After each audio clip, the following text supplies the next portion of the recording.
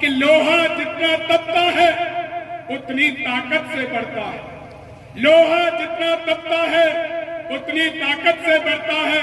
सोने में जितनी आग लगे वो उतना प्रखंड करता है, हीरे में जितनी धार लगे वो उतना खूब चमकता है। मिट्टी का बर्तन पकता है, पूरे दिन खूब खनकता है। सूरज जैसा बनना है तो, सूरज जैसा बनना है तो सूरज की तरह जलना होगा।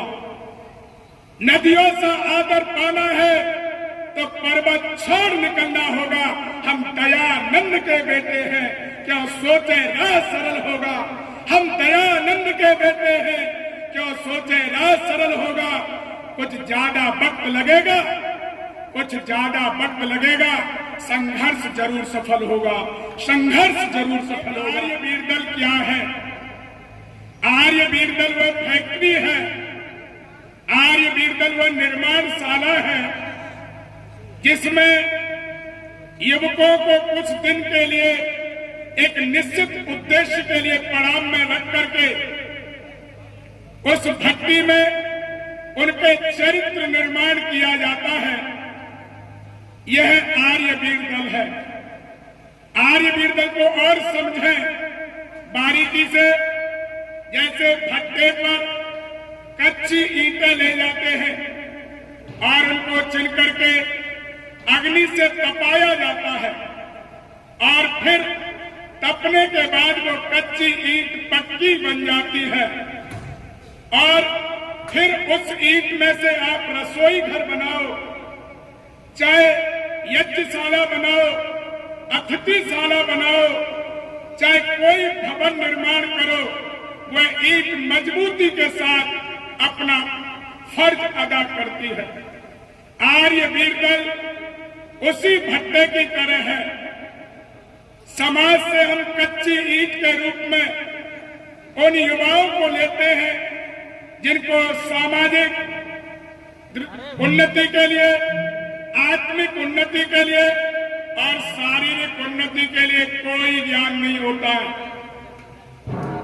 आर्य वीरदल की तप की भट्टी में 9-10 दिन रख करके इनको तपा करके इनको आर्य वीर बना दिया जाता है।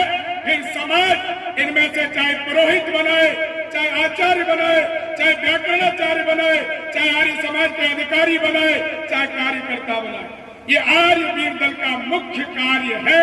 आर्य समाज के लिए नई पीढ़ी तैयार करके सिद्धांतों को भुट्टी की तरह पिला करके आर्य समाज के लिए एक दृढ़ चरित्रवान, ईश्वर भक्त, राष्ट्र भक्त कार्यकर्ता का निर्माण करना।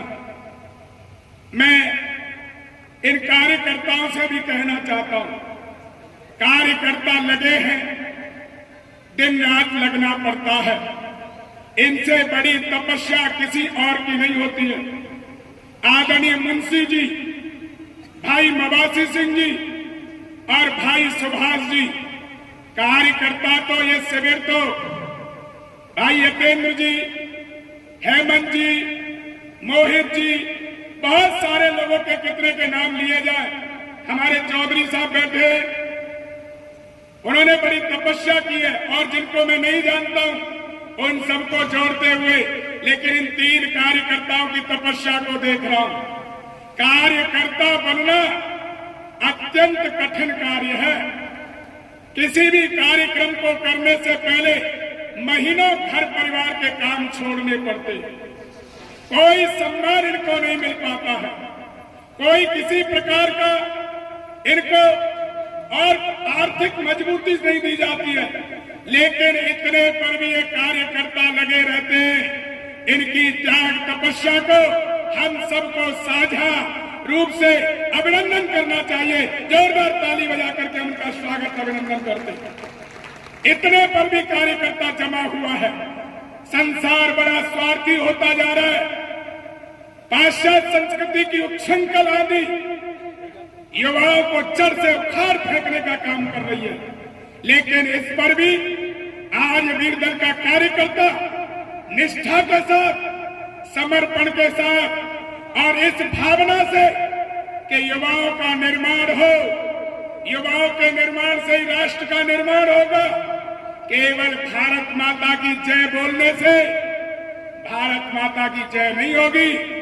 भारत माता की जय बोलने के लिए हमें प्रयास करना पड़ेगा। राष्ट्र की सबसे छोटी इकाई व्यक्ति होती है। व्यक्ति के निर्माण से राष्ट्र का निर्माण होता है। ये एक एक युवा का निर्माण हो रहा है, ये राष्ट्र का असली निर्माण हो रहा है। और मैं आयोजकों से, अन्य लोगों से ये प्रार्थना करता हूं, अभिभावकों से, जब भी आर्यवीर दल का कार्यकर्ता आपके पास किसी योजना को लेकर के जाए, कभी हताश निराश मत करना। उस कार्यकर्ता को निराशा हो गई तो राष्ट्र कमजोर हो जाएगा, निश्चित राष्ट्र कमजोर हो जाएगा। राष्ट्र किसी मीनार का नाम नहीं है, कल कारखानों का नाम नहीं है, किसी सड़कों का नाम राष्ट्र नहीं है। राष्ट्र की आत्मा संस्कृति होती है और ये आर्यवीर दल संस्कृति को लाना चाहता है। और कौन भूल गया है? मैं आर्यवीरों से कहना चाहता हूं, आर्यवीरों, निश्चित रूप से आपने जो सीखा है, ज्ञान का कोई फल नहीं होता है, फल हमेशा कर्म देता है। इसलिए जो कुछ ज्ञान प्राप्त हुआ है, ये कर्म में परिणित किया तो निश्चित रूप से फल मिलेगा और फल से सुख मिलेगा। सुख चाहते हैं तो हमें कर्म करना ही पड़ेगा। और मैं आपसे ये कहना चाहता हूं कि लोहा जितना तपता है उतनी ताकत से बढ़ता है। लोहा जितना तपता है उतनी ताकत से बढ़ता है। सोने में जितनी आग लगे वो उतना प्रखंड करता है। हीरे में जितनी धार लगे वो उतना खूब चमकता है। मिट्टी का बर्तन पकता है, पूरे दिन खूब खनकता है।